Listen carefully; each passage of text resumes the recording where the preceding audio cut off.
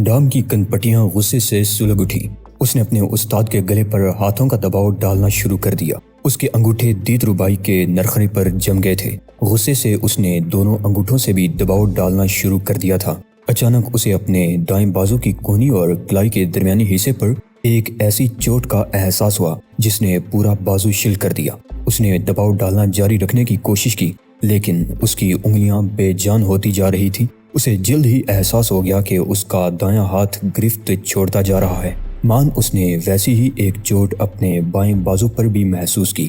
کونی اور کلائی کے درمیانی حصے پر لگی ہوئی چوٹ کا اثر بھی پہلی چوٹ جیسا ہی تھا۔ اس نے اپنی پوری قوت اور قوت ارادی سے کام لے کر دباؤ ڈالنے کا عمل برقرار رکھنے کی کوشش کی۔ غصے سے اس کی نسوں میں دوڑتے ہوئے خون میں لاوے جیسی حرارت پیدا ہو گئی اور اس کا جی چاہنے لگا کہ وہ اس خبیث استاد کا نرخرا ادھیڑ کر رکھ دے، لیکن اس کی کوشش ناکام ہوتی چلی گئی۔ اس کا بایاں ہاتھ بھی دید ربائی کی گردن پر اپنی گرفت چھوڑتا جا رہا تھا اور پھر نڈھام کو یوں محسوس ہوا جیسے کسی نے اس کے پیٹ میں خنجر گونپ دیا ہو۔ غصے کی حالت میں وہ بھول گیا تھا کہ چوٹ سے بچاؤ کے لیے اسے جسم کے ہر اس حصے کے پٹھے اکڑا کر رکھنے چاہیے جہاں حریف چوٹ لگا سکتا ہے۔ یکایک اس نے خود کو زمین سے بلند ہوتے دید ربائی کے اوپر سے فضا میں اڑتے اور پھر دب سے عقب میں چٹائی پر گرتے ہوئے دیکھا۔ سب کچھ پلک جھپکنے میں ہو گیا تھا اور اسے کچھ سوچنے سمجھنے کی مہلت ہی نہیں مل سکی تھی۔ اس سے قبل کہ وہ سنبھلتا اسے خود پر جھکا ہوا دید ربائی کا چہرہ دکھائی دیا۔ دید ربائی کے ہونٹوں پر بڑی ہی حقارت آمیز مسکراہٹ تھی۔ پھر اسے دید ربائی کا اٹھتا ہوا پاؤں نظر آیا جو اس کی کھوپڑی تک بلند ہو کر گرا تو اس کی ناک پر قیامت ڈانے کے لیے بڑھنے لگا۔ کہانی میں آگے بڑھنے سے قبل آپ سے گزارش ہے کہ چینل کو سبسکرائب کرتے ہوئے ویڈیو کو لائک ضرور کر دیجیے۔ یہ چہرہ مسخ کر دینے والی ضرب تھی۔ نڈھام حلق کے بل چیخ پڑا۔ اس سے قبل کہ اس کی ناک ٹوٹ جاتی اور چہرے کے نقش و نگار بھیانک ہو جاتے، دید ربائی کی ایڑی اس کی ناک سے چھو کر وہیں ساکت ہو گئی۔ نڈھام نے گھبرا کر آنکھیں بند کر لی تھی۔ اس نے چند لمحے بعد آنکھیں کھولی تو دید ربائی کا پاؤں ابھی تک اس کے چہرے پر معلق تھا۔ اس نے دید ربائی کی ایڑی اور اپنی آنکھوں کے فاصلے کا اندازہ لگایا۔ ایڑی صرف 4 انچ دور تھی اور اس کی چوٹ سے ہمیشہ کے لیے بینائی سے محروم کر سکتی تھی۔ دید ربائی کی آنکھوں میں لمحے بھر کے لیے دیوانگی کی چمک پیدا ہو گئی تھی۔ اس کا پاؤں اب بھی نڈھام کے چہرے پر تھا، اسی جگہ ساکت جہاں اس نے اسے روک لیا تھا۔ یوں محسوس ہوتا تھا جیسے وہ ذہن پر چھائے ہوئے دیوانگی کے بادل دور کر رہا ہو۔ خود کو سنبھالنے میں اسے چند منٹ سے زیادہ وقت نہیں لگا اور پھر اس کے ہونٹ مسکراہٹ سے پھیل گئے تو اس کے نوکیلے چمکدار سفید دانت کسی خونخوار بھیڑیے کی یاد دلانے لگے۔ اس نے ایک طویل سانس لی اور بولا، ٹھیک ہے نڈھام، تمہاری گرفت کافی سخت تھی، لیکن تم نے گرنے کا عمل ٹھیک طرح سے پورا نہیں کیا۔ یاد رکھو، کلابازی کھاؤ، گھومو اور دونوں ہاتھوں کی مدد سے تصادم کو منتشر کرنے کی کوشش کرو۔ وہ نڈھام کی طرف جھک گیا۔ نڈھام یوں لیٹا ہوا تھا جیسے موت کے فرشتے نے اسے بے بس کر رکھا ہو۔ ٹھیک ہے، اب تم اٹھ سکتے ہو۔ نڈھام نے اپنے خوف پر قابو پاتے ہوئے سوچا کہ میں بھی کتنا احمق ہوں، بھلا مجھے میرے رنگروٹ ساتھیوں کی موجودگی میں ایک تربیتی استاد کیسے ہلاک کر سکتا تھا۔ مجھے خوف زدہ ہونے کی ضرورت نہیں تھی۔ دید ربائی اب فوسٹر کی طرف متوجہ ہو گیا جو بچے ہوئے ہونٹوں پر عجیب سی مسکراہٹ سجائے یہ سب کچھ دیکھ رہا تھا۔ تم نے دیکھا کہ تمہیں جوابی کارروائی کیسے کرنی چاہیے تھی؟ دید ربائی نے سوال کیا۔ زنخوں کی طرح کھڑے گردن مت تڑواؤ، گرفت کو فوراً توڑ ڈالو اور آدمی کو اپنے اوپر سے عقب میں اچھال کر اس کے چہرے پر ٹھوکر مارو، چہرہ پاش پاش کر دینے والی ٹھوکر۔ میں جو کچھ کہہ رہا ہوں وہ تمہاری بس بری کھوپڑی میں بیٹھ رہا ہے یا نہیں؟ دید ربائی نے یہ تبصرہ کرنے کے بعد فوسٹر کی طرف دیکھا تو اس کی آنکھوں میں غصے کی جھلک صاف نظر آئی۔ دید ربائی نے اس سلسلے میں اپنے جذبات کا اظہار نہیں کیا۔ وہ فطری طور پر سیاہ فام لوگوں کو پسند نہیں کرتا تھا۔ اس کا خیال تھا کہ دنیا میں جہاں کہیں بھی یہ لوگ پولیس میں بھرتی ہوتے ہیں، پولیس فورس کا ستیہ ناش کر ڈالتے ہیں۔ کیا خیال ہے، اب تم ایسا کر سکو گے یا نہیں؟ اس نے سیاہ فام فوسٹر کی آنکھوں میں دیکھتے ہوئے سوال کیا۔ فکر نہ کرو استاد، فوسٹر نے بڑے ہی عجیب لہجے میں کہا، میں یقیناً ایسا کر سکتا ہوں، تو پھر تیار ہو جاؤ۔ یہ کہہ کر دید ربائی ایک قدم آگے بڑھا۔ فوسٹر آہستہ آہستہ قدم اٹھاتا ہوا چٹائی کے درمیان آ کھڑا ہوا۔ کیا تم تیار ہو؟ دید ربائی نے پوچھا۔ سیاہ فام چند لمحوں تک چٹائی پر اچھلتا کودتا رہا۔ جب اسے اطمینان ہو گیا کہ وہ اپنا توازن برقرار رکھنے میں کامیاب رہے گا تو رک گیا اور بولا، ٹھیک ہے جناب، میں تیار ہوں۔ اس کا لہجہ گستاخانہ ہو گیا تھا۔ دید ربائی نے آہستہ آہستہ اپنے مضبوط ہاتھ فوسٹر کی گردن کی طرف بڑھائے اور گرفت مضبوط کر لی۔ چلو، وہ چیخا اور اس کے ساتھ ہی اس نے فوسٹر کی گردن پر دباؤ ڈال دیا۔ فوسٹر کو یوں محسوس ہوا جیسے اس کا نرخرا آہنی شکنجے میں پھنس گیا ہو۔ اس نے دباؤ کا صدمہ اچانک ہی محسوس کیا تھا۔ دید ربائی کے انگوٹھے اس کے نرخرے پر دباؤ ڈالتے ہوئے حلق میں اترتے لگ رہے تھے۔ اس نے گلے پر انگلیوں کا دباؤ کم کرنے کے لیے دونوں ہاتھوں کی مٹھیاں بیچ لیں، پھر بائیں ہاتھ کو نیچے سے اوپر کی طرف اچھالا۔ اس طرح اس نے دید ربائی کے دونوں بازوں کے درمیانی حصے کو ہدف بنایا تھا۔ یہ ایک ایسی ضرب تھی جسے عموماً حریف کی انگلیوں کی گرفت گلے پر ڈھیلی پڑ جاتی تھی۔ فوسٹر نے جو چوٹ لگائی تھی اسے حریف کا دایاں بازو مفلوج ہو جانا چاہیے تھا، لیکن فوسٹر نے محسوس کیا کہ ہڈیوں یا پٹھوں کے تصادم کے بجائے دید ربائی کا بازو قدرے خم کھا گیا تھا۔ فوراً ہی بعد اس کے نرخرے پر ایک بار پھر اس کی انگلیوں کا دباؤ بڑھتا چلا گیا۔ یہ ایک مہلک گرفت تھی اور اس کی سختی میں ہر گزرتے ہوئے لمحے کے ساتھ اضافہ ہوتا جا رہا تھا۔ فوسٹر نے وہی ضرب دائیں ہاتھ سے بھی آزمائی۔ وہ بالکل اسی طرح کر رہا تھا جیسے سکھایا گیا تھا، لیکن نتیجہ کیا رہا؟ وہی ڈاک کے 3 پات۔ دید ربائی بڑی ہوشیاری سے نہ صرف اس کے وار ناکام بنا رہا تھا بلکہ اس کی انگلیوں کی گرفت بھی سخت تر ہوتی جا رہی تھی۔ حالانکہ دونوں چوٹوں کے بعد اسے چھوڑ دینا چاہیے تھا، لیکن یوں لگتا تھا جیسے وہ اس سیاہ فام شاگرد کا نرخرا دبا کر اسے ہلاک کر ڈالنا چاہتا ہو۔ فوسٹر نے دید ربائی کی آنکھوں میں دیکھا۔ ان میں اسے مسکراہٹ نظر آئی، زہر آلود اور نفرت میں بجھی ہوئی مسکراہٹ۔ اس کی آنکھوں کے کناروں پر خفیف سی سلوٹیں بتا رہی تھیں کہ وہ اس صورتحال سے خوب لطف اندوز ہو رہا ہے۔ فوسٹر کی آنکھیں آہستہ آہستہ پھیلنے لگی تھیں۔ اس نے سوچا کہ یقیناً یہ شخص پاگل ہو گیا ہے اور اسے کھیل ہی کھیل میں جان سے مار ڈالنا چاہتا ہے۔ خوف و دہشت کی ایک سرد لہر فوسٹر کے پورے جسم میں دوڑ گئی۔ اسے اپنے سینے میں تکلیف کا احساس ہونے لگا۔ رفتہ رفتہ اس کے پھیپھڑوں سے ہوا کا رابطہ ختم ہوتا جا رہا تھا۔ اس نے ہانپ کر ہوا کو اندر کھینچنے کی کوشش کی، لیکن اس مقصد میں کامیاب نہ ہو سکا۔ اس نے بے بسی کے عالم میں دوبارہ وہی ضربیں لگانے کا عادہ کیا جو ایسی حالت سے نجات حاصل کرنے کے لیے اسے سکھائی گئی تھی۔ اس بار اس نے بیک وقت چوٹیں لگائی تھیں۔ جواباً دید ربائی نے دونوں ہاتھوں کی مدد سے اس کو گردن سے اپنی طرف گھسیٹ لیا تاکہ فوسٹر کی لگائی ہوئی ضربیں خود اس کی پیشانی سے ٹکرا جائیں۔ مایوسی کی حالت میں فوسٹر نے اپنا گھٹنا اٹھایا۔ وہ دید ربائی کے کنجران میں چوٹ لگا کر اسے اپنے جسم سے دور ہٹا دینا چاہتا تھا۔ اب تو وہ ہر ایسی کوشش کر ڈالنا چاہتا تھا جس کے ذریعے اسے دید ربائی کی گرفت سے نجات مل جائے، لیکن اس کا گھٹنا ہدف پر لگنے کی بجائے ہوا میں لہرا کر رہ گیا۔ مدد کرو! اس نے چیخنے کی کوشش کی، لیکن اس کا حلق خشک ہو گیا تھا اور اس میں کانٹوں کی چبھن محسوس ہونے لگی تھی۔ کوشش کے باوجود اس کے حلق سے کوئی آواز نہ نکل سکی۔ اس نے چیخ کر کہنا چاہا کہ اسے چھوڑ دیا جائے، لیکن وہ اس کے ہاتھوں میں تل ملا کر رہ گیا۔ یکایک اسے اپنی آنکھوں کے سامنے دھند سی پھیلتی محسوس ہونے لگی۔ اب اس میں مزید کوئی ضرب لگانے کی قوت باقی نہیں رہ گئی تھی۔ وہ تو بس یہ چاہتا تھا کہ کسی طرح سانس کی ڈوری برقرار رکھنے میں کامیاب ہو جائے۔ اس کی آنکھوں کے سامنے دھند گہری ہوتی جا رہی تھی اور اس کی رگوں اور پٹھوں میں بے جان سی کیفیت پیدا ہونے لگی تھی۔ یوں لگ رہا تھا جیسے اس کے عضلات ناکارہ ہوتے جا رہے ہوں۔ اس نے آنکھیں پھاڑ پھاڑ کر دیکھنے کی کوشش کی، لیکن آنکھوں پر چھایا ہوا غبار اس کے ذہن پر بھی سوار ہونے لگا تھا۔ اس کی آنکھیں بند ہوتی جا رہی تھی۔ سانس لینا تو درکنار، وہ آنکھیں کھولنے میں بھی ناکام ہو رہا تھا۔ کلاس کے نوجوان دیکھ رہے تھے کہ ان کا ساتھی استاد کے ہاتھوں میں یوں جول رہا ہے جیسے اس نے کسی قد آدم سیاہ فام کو دونوں ہاتھوں سے تھام رکھا ہو۔ دید ربائی نے گرفت برقرار رکھی اور دباؤ ڈالنے کا عمل بھی برقرار رکھا، اور جب اس نے گرفت ختم کی تو فوسٹر بے ہوش ہو کر کسی پتھر کی طرح میٹ پر گر گیا۔ استاد کی اس حرکت پر زیر تربیت تماشائی نوجوانوں میں خوف کی لہر دوڑ گئی اور وہ زیر لب اس سلسلے میں احتجاج کرنے لگے، لیکن ان کی آواز اتنی بلند نہیں تھی کہ ان کا مفہوم واضح ہوتا۔ فکر مند ہونے کی ضرورت نہیں، دید ربائی نے انہیں دیکھ کر کہا، اسے کچھ نہیں ہوگا اور یہ بالکل ٹھیک ٹھاک ہے۔ اس مظاہرے میں تم لوگوں کے لیے ایک سبق پوشیدہ تھا۔ اس نے باری باری اپنے تمام شاگردوں کی طرف دیکھا۔ کبھی اپنے آپ کو خیالات کی دنیا میں لے جا کر ہیرو سمجھنے کی کوشش نہ کرو۔ تم جانتے ہو کہ تمہارا حریف کس قدر طاقتور ہے اور تمہارا کیا حشر کر سکتا ہے۔ جیسے ہی کسی خوش فہمی میں مبتلا ہوئے تمہارے حریف کی بن آئے گی اور تم پر دسترس حاصل کرنے کی پوزیشن میں پہنچ جائے گا، کیونکہ کسی خواب دیکھنے والے مد مقابل سے نمٹنا بالکل ایسا ہی ہے جیسے کسی سوئے ہوئے شخص کو ٹھکانے لگانا۔ حریف جو بھی داؤ استعمال کرے فوری طور پر اس کا توڑ کرو، اسے اپنا داؤ مکمل کرنے کی مہلت ہی نہیں ملنی چاہیے۔ اگر تم نے ایسا نہ کیا تو تمہارا حشر بھی اس سیاہ گدھے سے مختلف نہ ہوگا۔ یہ کہتے ہوئے اس نے فوسٹر کی طرف دیکھا جو اب بھی میٹ پر پڑا ہوا تھا، لیکن اب اس کے پپوٹے متحرک تھے اور اس کا چہرہ بتا رہا تھا کہ نہ صرف زندہ ہے بلکہ ہوش میں بھی آ چکا ہے۔ ممکن ہے تم لوگوں کی حالت اس سے بھی زیادہ خراب ہو جائے۔ دید ربائی نے تازیانہ لگا کر اس کا پاؤں فوسٹر کو خفیف سی ٹھوکر لگا کر یوں پیچھے ہٹ گیا جیسے کوئی ناگ اپنے شکار کو ڈس کر ہٹتا ہے۔ ٹھیک ہے، اب تم اٹھ سکتے ہو۔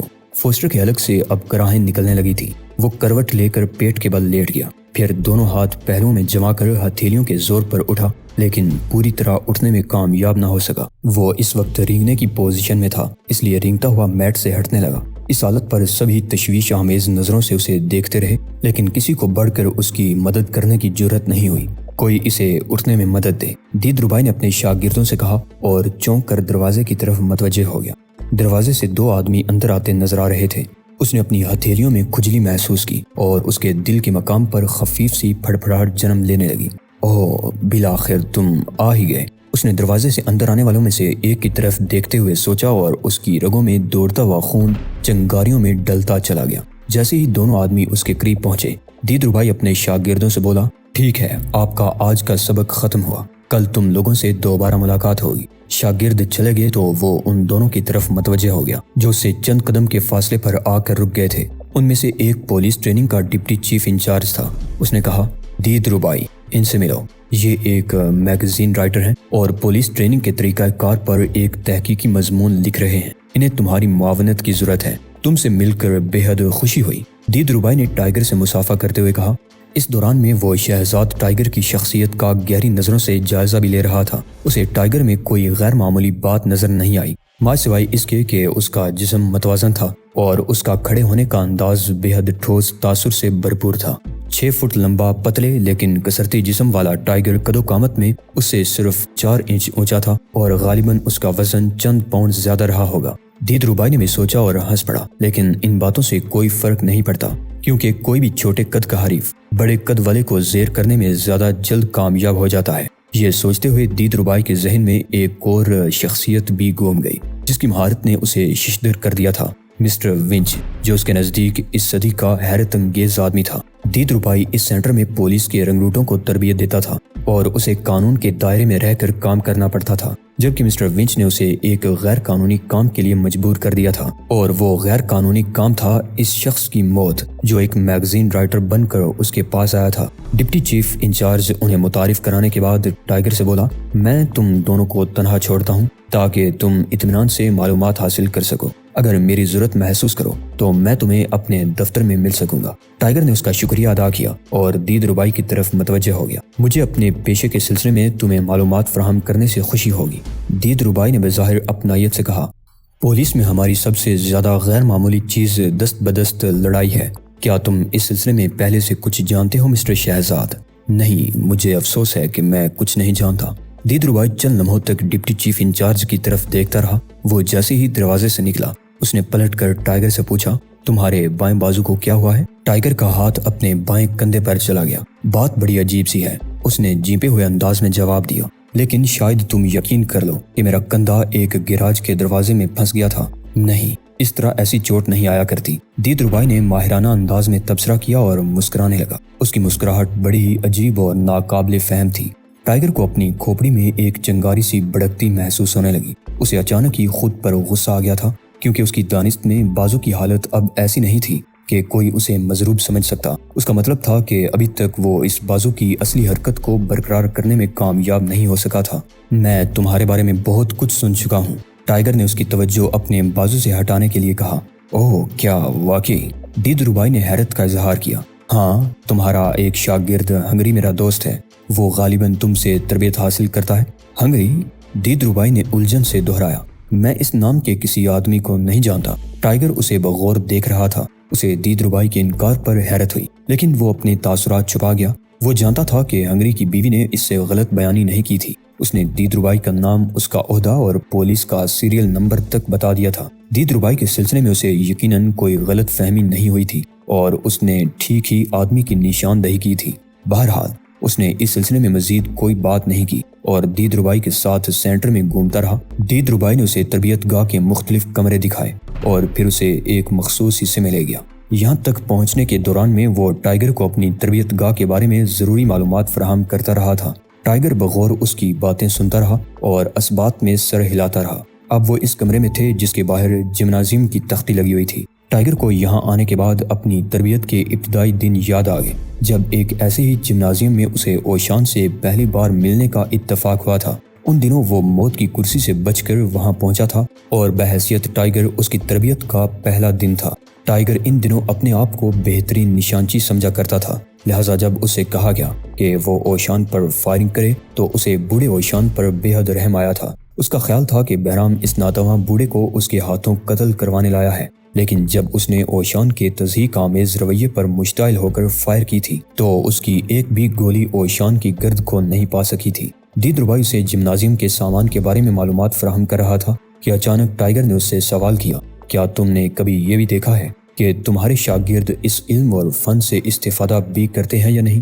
کیوں نہیں کر سکتے؟ دید ربائی نے شکن آلود پیشانی اس کی طرف گھماتے ہوئے کہا، تم جانتے ہو کہ پولیس والوں کو آئے دن سماج دشمن عناصر سے سابقہ رہتا ہے اور انہیں اپنے دفاع میں کم از کم ایک گھونسا تو ضرور استعمال کرنا پڑتا ہے۔ اب اگر وہ اس گھونسے کو مہارت سے استعمال کریں تو اچھی ہی بات ہے نا، لیکن کیا تم نے کبھی یہ نہیں سوچا کہ لوگوں کو اس مہلک فن میں ماہر بنا کر گلیوں میں آزاد چھوڑنا کس قدر خطرناک ہو سکتا ہے؟ دید ربائی کے ہونٹوں پر بڑی ہی پراسرار مسکراہٹ نظر آنے لگی۔ وہ غیر محسوس انداز میں دروازے کی طرف گیا اور پھر اسے مکفل کر کے یوں ٹہلتا ہوا واپس آیا جیسے دروازہ مکفل کرنا اس کے معاملات میں شامل ہو۔ ٹائیگر نے آخری بار جو سوال کیا تھا اسے دید ربائی کو اندازہ ہو گیا تھا کہ اس کی آمد کا مقصد بھی وہی ہے جو خود اس کے اپنے ذہن میں ہے۔ وہ ٹائیگر کو پریکٹس میٹس کی طرف لے گیا اور بولا، میں 40 گھنٹے کی تربیت میں دست بدست لڑائی سکھاتا ہوں۔ 40 گھنٹے میں؟ ٹائیگر نے حیرت سے کہا، بہت سخت کورس ہے۔ نہیں، شوق رکھنے والوں کے لیے یہ 40 گھنٹے کوئی معنی نہیں رکھتے۔ تم نے مجھے بتایا نہیں کہ ہنگری کو جو تربیت دی تھی وہ کہاں دی تھی؟ ٹائیگر نے پوچھا۔ دید ربائی میٹ پر ٹائیگر کے مقابل کھڑا ہو گیا۔ میں بتا چکا ہوں کہ اس نام کے کسی آدمی کو نہیں جانتا، ہو سکتا ہے وہ کوئی شوقیہ کھلاڑی ہو اور تم ایک پیشہ ور آدمی بھی ہو نا؟ ٹائیگر نے سوال کیا۔ ہاں۔ دید ربائی کی آنکھیں اس بات پر غصے سے سرخ ہو گئیں اور اس کی وجہ یہ رہی، ایک لمحے قبل دید ربائی اس کے سامنے کھڑا باتیں کر رہا تھا، لیکن دوسرے ہی لمحے وہ فضا میں بلند ہو چکا تھا اور تیسرے لمحے اس کا رخ ٹائیگر کی طرف ہو گیا تھا۔ ٹائیگر کی نگاہ اس کے پاؤں پر جمی ہوئی تھی۔ وہ جانتا تھا کہ یہ مخصوص ٹھوکر ہے، وہی ٹھوکر جس نے بہرام کے ایک ماتحت کے جسم کا جوڑ توڑ ڈالا تھا اور وہی ٹھوکر جسے بینک کے اعلیٰ افسران قتل کیے گئے تھے۔ وہ اب اس مخصوص تکنیک کو خوب اچھی طرح سے جانتا تھا۔ اسے معلوم تھا کہ دائیں ٹانگ اس کے جسم کے بالائی حصے کی طرف آئے گی اور وہ جیسے ہی اس ٹھوکر سے بچنے کے لیے عقب میں گرے گا، دید ربائی اس پر آ گرے گا اور گرتے ہوئے اس کی ایڑی چہرے کو مسخ کر دینے والی ٹھوکر لگائے گی۔ اگر وہ ضرب کامیابی سے لگائی جائے تو بالکل وہی نتیجہ برآمد ہوتا جو ٹائیگر کے ذہن میں تھا، لیکن یہ ضرب کسی عام آدمی پر ہی کامیابی سے آزمائی جا سکتی تھی۔ ٹائیگر جیسے آدمی کو اس کا نشانہ نہیں بنایا جا سکتا تھا۔ دید ربائی کی ٹانگ ضرب لگانے کے لیے دراز ہوئی اور ٹائیگر اپنی جگہ کھڑا رہا۔ اس نے ٹھوکر سے بچنے کے لیے عقب میں گرنے کی ضرورت محسوس نہیں کی تھی۔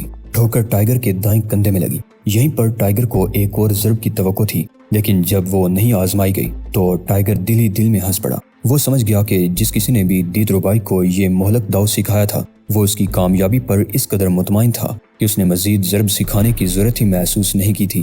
ٹائیگر نے کندھے کو ذلات ٹھوس کر لیے، اس لیے دید ربائی کی ٹھوکر اس کا کندھا توڑنے میں کامیاب نہ ہو سکی، بلکہ رد عمل نے اس کے پاؤں کو ہی الٹا نقصان پہنچا دیا تھا۔ اس نے فوراً ہی جوابی داؤ استعمال کیا۔ دید ربائی کو توقع نہیں تھی کہ وہ اس چوٹ سے جانبر ہو سکے گا۔ ابھی کچھ دیر قبل وہ اپنے شاگردوں کو جس خوش فہمی کے نقصانات پر لیکچر دے رہا تھا، اسی خوش فہمی میں مبتلا ہو کر وہ مات کھا گیا۔ ٹائیگر نے جوابی حملہ کیا۔ اس کا ہاتھ نیزے کی طرح آگے بڑھا اور دید ربائی کا پیٹ پھٹ کر چندہ وصول کرنے والوں کی جولی کی طرح کھل گیا۔ اس کے ساتھ ہی ٹائیگر کے پاؤں نے بھی حرکت کی تھی۔ اس کی ایڑی دید ربائی کے گرتے ہوئے جسم میں اپنا ہدف تلاش کر چکی تھی۔